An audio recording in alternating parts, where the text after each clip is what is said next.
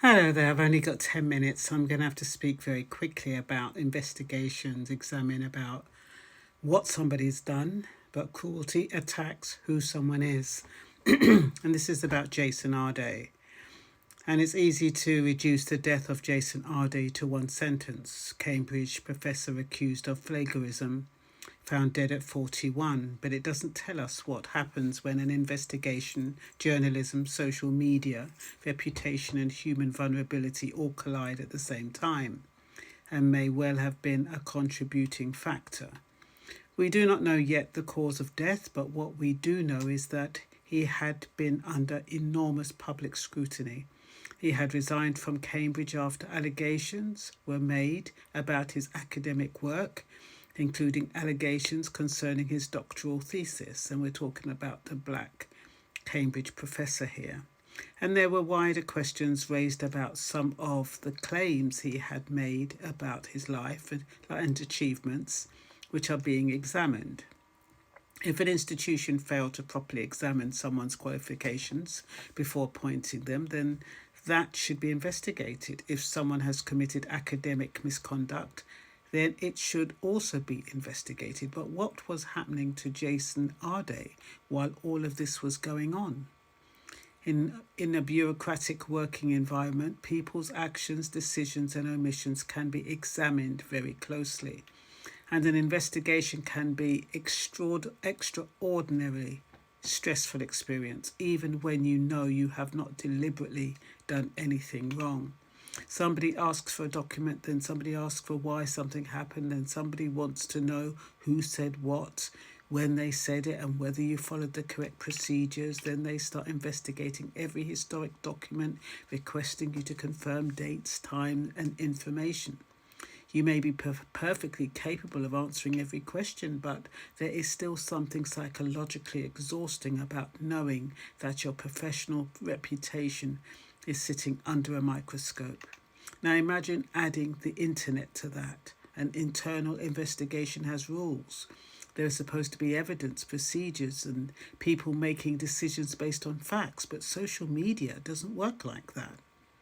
Sometimes it reminds me of the old Wide West, where they adopt a mob culture and chant, hang him, before they even gather the evidence to determine whether or not he is guilty. Similarly, social media doesn't wait for investigation. It doesn't wait for the evidence. It doesn't wait for the response. It doesn't even require certainty. Somebody makes an accusation, and within minutes, people are discussing it as though it has already been proven. Then someone adds another allegation. Someone adds something they've heard. Another person produces an old photograph. Somebody finds something you said 10 years ago, and suddenly a person who may have been under investigation for one particular matter is being judged for their entire life. We have seen it outside academia too. Think about football. A black player misses a penalty or gets sent off, or makes a mistake on the pitch, and suddenly the internet can turn on them. We have seen footballers receive racist abuse, threats, and attacks on their families because they had a bad game. We have seen players speak publicly about how deeply that abuse affects them. And what amazes me is the way people behave as though being a professional footballer somehow removes your humanity. They say, well, they're being paid enough, as though money turns you into a machine. As though because someone earns more money than you, they no longer have feelings they no longer have feelings, and I think we are increasingly forgetting that distinction between holding someone accountable and enjoying their humiliation. They're not the same thing. If Jason Arday plagiarised, then the evidence needs to be examined.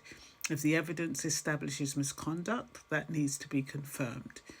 If Cambridge made mistakes, Cambridge needs to be investigated. If journalists uncover legitimate questions, that journalism should not be dismissed simply because the subject is uncomfortable. And equally, if somebody deliberately spreads information that is false, that needs to be dealt with. If thousands of people begin abusing someone they have never met, and where a person's entire identity becomes reduced to the worst thing said about them, then I think we have crossed the line from scrutiny into public destruction. I accept that we need constructive criticism, investigative journalism, whistleblowers, institutions that are willing to investigate their own mistakes, and we need people who will ask difficult questions, but we also need proportion. We need due process. We need to understand the difference between this person has been accused and this person has been found guilty, because that distinction matters. They matter enormously when the subject is alive, and they matter even more when the person is no longer here to answer the questions. Sometimes we talk about public figures as though they are characters in a television program. We pick a side, we cheer when somebody is exposed, we laugh at their embarrassment, we become angry when somebody challenges our preferred version of the story. We forget that the person at the centre of the story goes home afterwards. They have a family, they have children, they have people who love them. They have to wake up the next morning and live with whatever has been said about them. And the internet doesn't usually allow a person to escape the story. You can close your front door, but you cannot necessarily close the internet. The accusation follows you into your home, your workplace, your relationships, and sometimes even in your own head. And that is why I think the proper questions surrounding Jason Arday's death are bigger than whether a professor plagiarized. We need to ask how serious allegations should be investigated. We need to ask what responsibilities institutions have when an employee is subjected to extraordinary public pressure. We need to ask where legitimate scrutiny ends and public humiliation begins. And we need to ask whether we can investigate people rigorously without forgetting that there is a human being on the other side of the investigation. Because I think that the last question is the one people keep failing at. We want accountability, but it seems that some people want punishment before the evidence has even been tested. We want transparency, but sometimes people actually want to create a spectacle. We say we want justice, but sometimes what we really enjoy is watching somebody fall. And now a human being has died in the middle of an extraordinary public controversy. We can hold two thoughts in our head at the same time. We can say if there was wrongdoing, it must be investigated. And we can also say nobody deserves to be dehumanized while that investigation is taking place. Those two statements are not contradictory. In fact, I think a decent society should be capable of both. The test of our humanity is how we behave when we believe somebody has done something wrong. Can we still be fair? Can we still be measured? Can we still remember that they are a person? Can we investigate without humiliating? Can we criticize without abusing? Can we expose wrongdoing without turning somebody into entertainment? Because once we lose that distinction, we are no longer simply holding people accountable. We are participating in their destruction. And that should concern all of us, because none of us knows when the spotlight might turn in our direction. None of us knows when something we did years ago might be examined. None of us know when an accusation might be made about us. And none of us knows how we would cope if thousands of strangers suddenly decided they knew who we were, what we had done, and what kind of person we were. So yes, investigate, ask difficult questions, challenge the evidence, correct the record, hold institutions accountable. An investigation examines what someone has done. Criticism evaluates what they have done. Cruelty attacks who they are.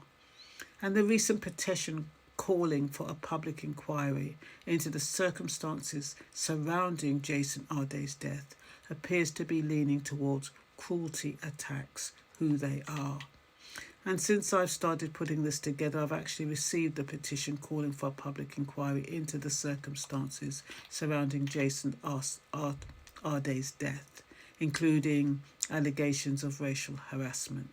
If we are prepared to investigate Jason Arday, to examine his work, his career, his qualification, and the things that have been said about him, then what was happening around him should be also examined. How was he being treated? Did legitimate investigation cross the line into something harmful? Was racism involved? And if there were people or organisations